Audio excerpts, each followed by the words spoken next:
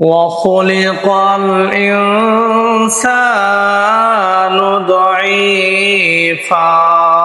الله أكبر আল্লাহ সুবহানাহু ওয়া তাআলা কুরআনুল কারীমের ইরশাদ করেন আল্লাহ তাআলা বলেন ওয়া বান্দা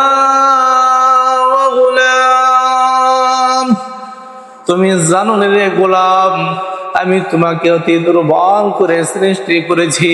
আল্লাহ তাআলা কুরআনুল কারীমে বলেন মিন আইয়ি শাইইন খালাকাহু বিন নুতফা খালাকাহু ফাকাদ্দারা সুম্মা সাবিলা ইয়াসসারা ও নওজোয়ান মুরব্বি বাবাজিরা শুনলেন আমার আল্লাহ তাআলা বলেন ও বান্দা ও গোলাম তোমার যদি আসল পরিচয়টা যদি উন্মোচন করে দেওয়া হয় তাহলে তুমি পুরা বিশ্বের ভিতরে অনেক লজ্জিত হবে আল্লাহ তাআলা বলতেছেন ও বান্দা ও গোলাম তোমাকে কিসের থেকে সৃষ্টি করা হয়েছে তুমি কি জানো না আমরা জানি না আমরা কিসের থেকে তৈরি হয়েছি যদি একবার জানতাম যদি একবার বুঝতাম আমার আল্লাহ পাক রব্বুল আলামিন বলেন তাহলে যে সকল বান্দাগুলো দুনিয়ার জিন্দেগিতে গুনাহে লিপ্ত হয়ে যাচ্ছে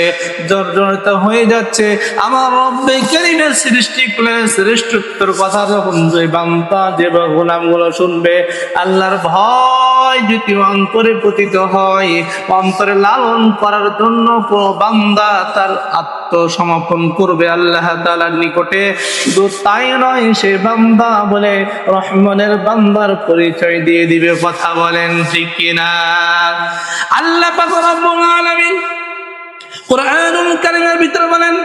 শুধু তাই নয় আল্লাহ তাআলা যত জায়গাতে বলেছেন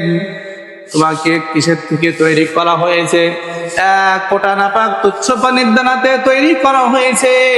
আল্লাহ পাক রব্বুল আলামিন খুবই চমৎকার ভাবে বর্ণনা দিয়েছে ও নওজওয়ান মুরব্বি বাবাজিরা আপনারা কিসের অহংকার দেখান তাকাব্বুর দেখান টাকার গরম দেখালে চলবে